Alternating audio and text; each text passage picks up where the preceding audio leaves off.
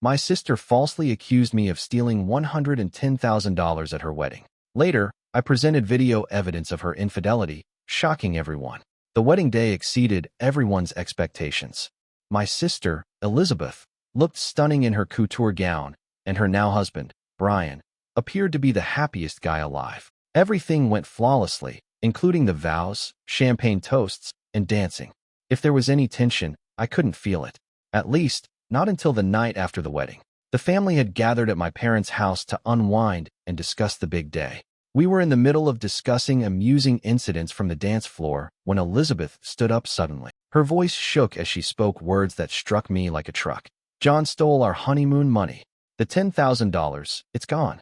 The room went silent. I could feel everyone's gaze shift to mine. My mind couldn't comprehend what she had just stated. Stole? Me? That was absurd. Before I had a chance to respond, Elizabeth went on and on. She described how sad she was, how she had been crying all day, and how she felt betrayed. Brian sat transfixed, as if he'd been hit by a freight train. My parents, on the other hand, acted quickly to help her. "John, how could you do this?" my mother asked, shaking her head with disappointment. "You ruined everything. Steal from your sister?"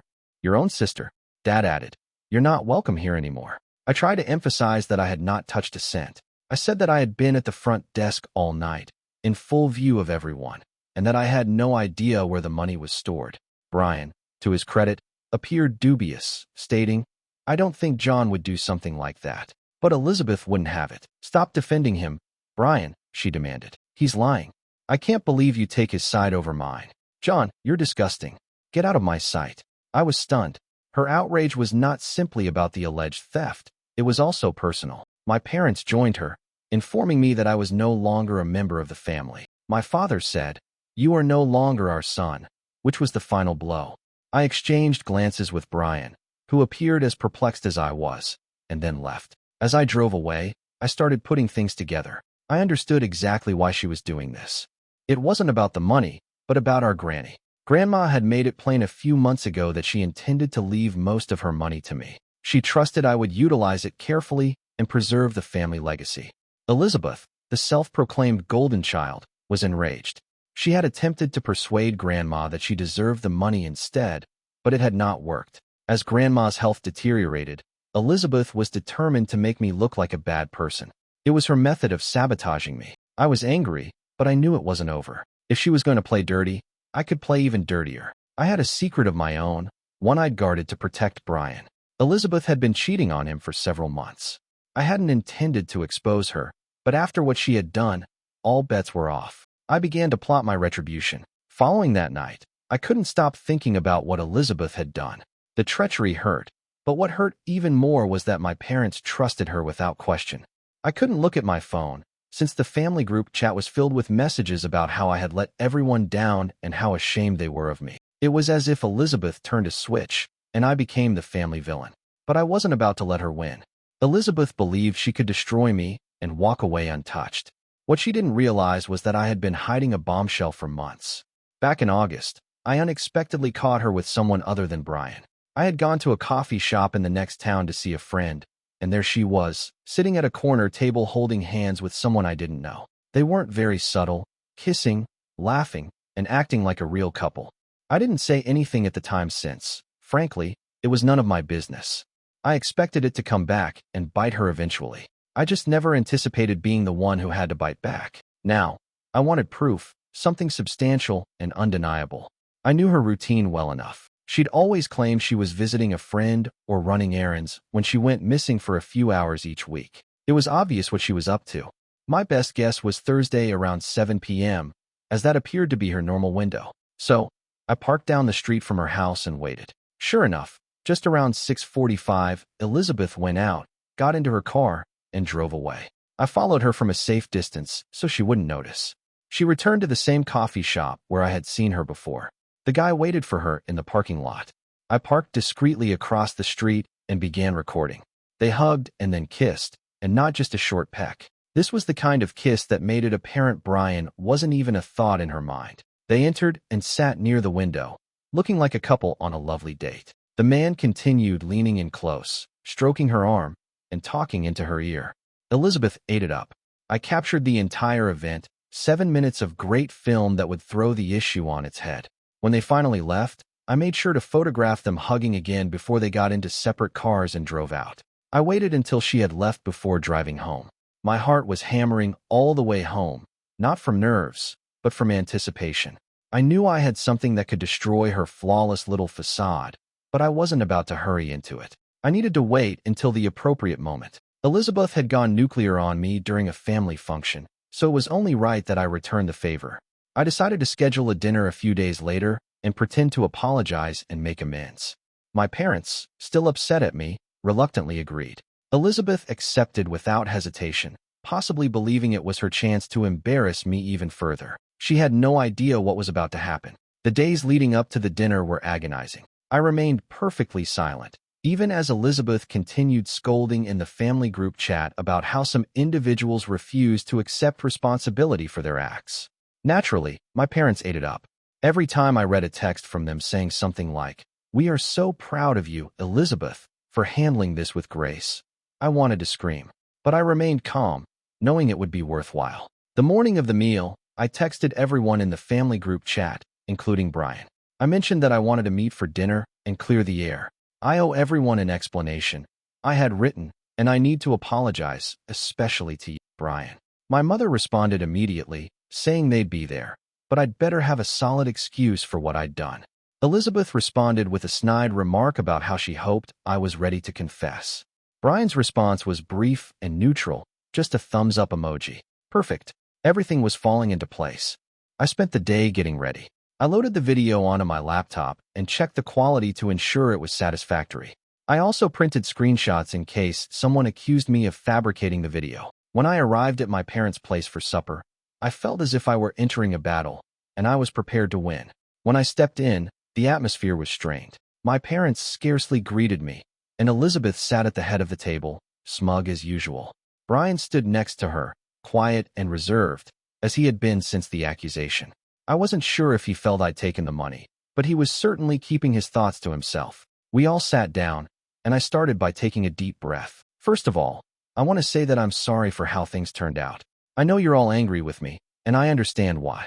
But I've been thinking about everything that's happened, and I realize there's something I should have said sooner, something I've been holding back. Elizabeth moved forward slightly, her eyes full of expectation. She undoubtedly felt I was about to confess. My mother and father just looked on, waiting. Brian appeared uncomfortable. I took out my laptop, placed it on the table, and opened the video file. "What you're about to see is not easy to watch," I told them. "But I think it's important for everyone here to know the truth." Elizabeth's arrogant face broke for the first time. As I hit play, the room went hushed. The video began, showing her walking up to the guy in the coffee shop parking lot, hugging and kissing him. It showed the date in the coffee shop, the way they couldn't take their hands off each other, and the final shot of them hugging again in the parking lot before driving away. After the video concluded, there was silence for a few seconds. Then Brian spoke. "Who the hell is that?" he inquired, his tone harsh. Elizabeth's face reddened. She opened her mouth to speak, but no words emerged. "Answer him," I said. "You accused me of stealing, of tearing this family apart, when all along you were the one who was lying. This isn't your friend, is it? How long has this been going on?" Elizabeth stammered, but Brian did not wait for her response.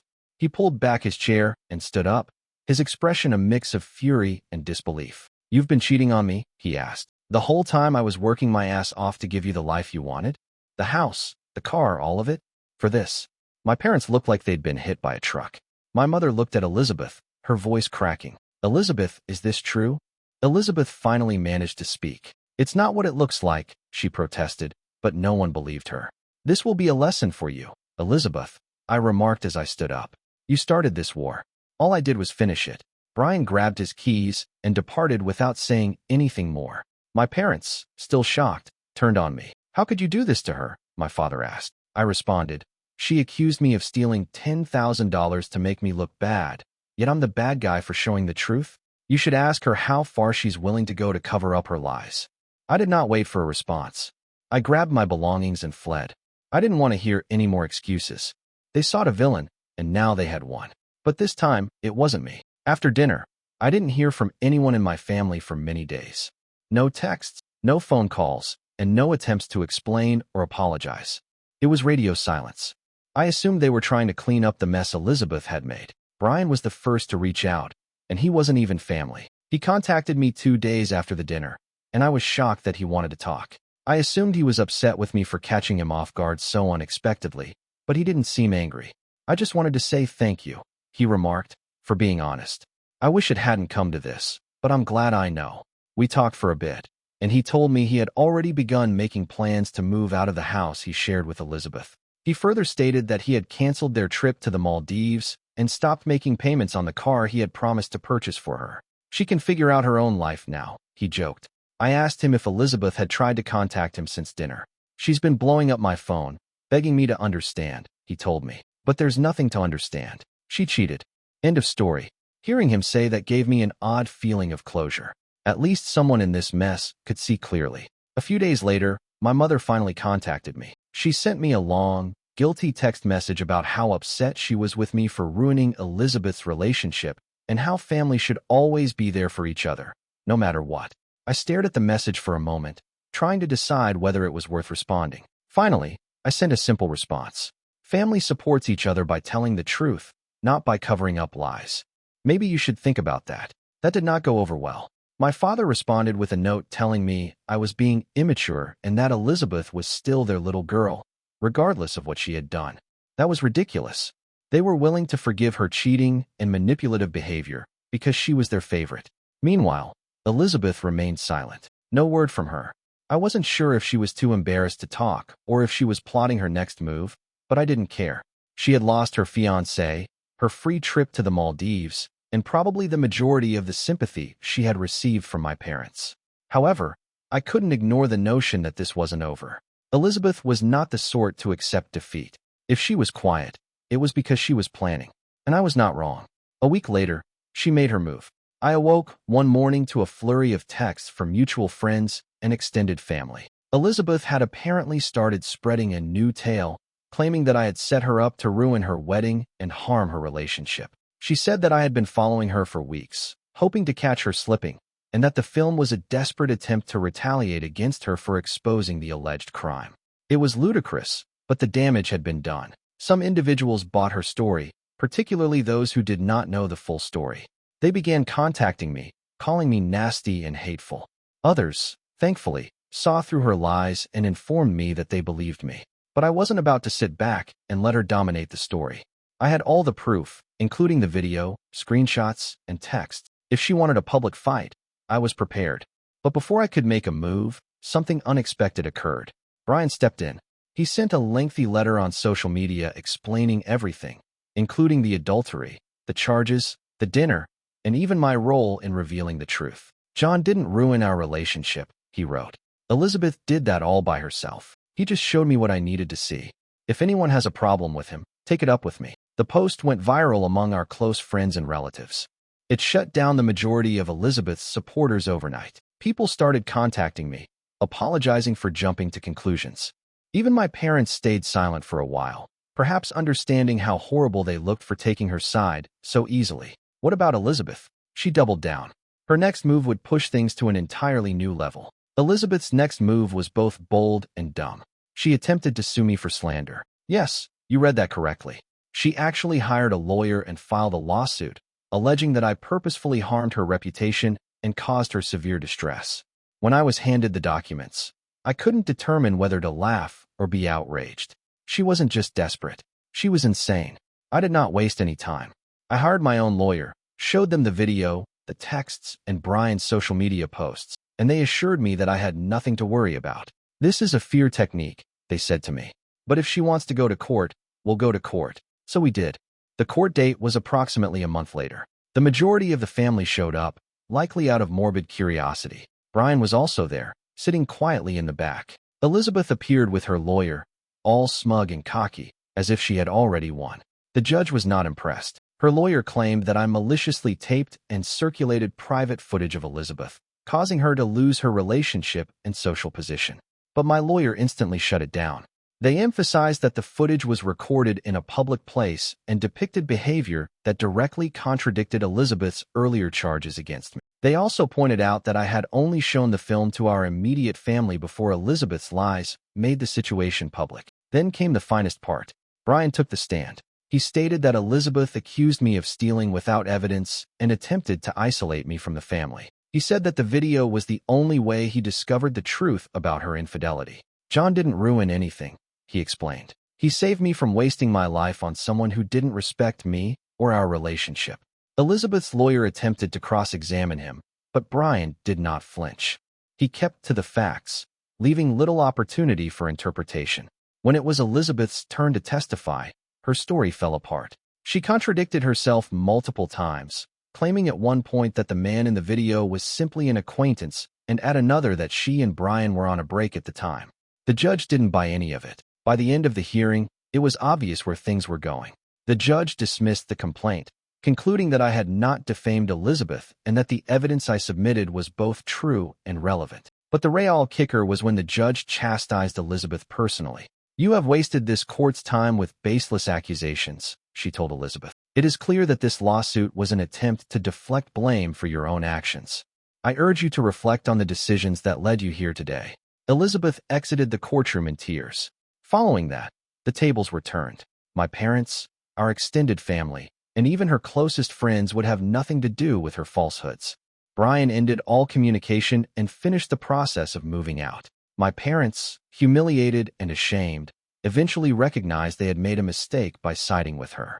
When my father contacted me one night and said, "We made a mistake. I hope you can forgive us one day," it was a quiet admission rather than a spectacular apology. I told him I would think about it, and I meant it. After everything they had put me through, forgiveness was not going to come easily. Elizabeth has completely disappeared from the family scene. She relocated out of state a few weeks later, claiming she needed a new beginning.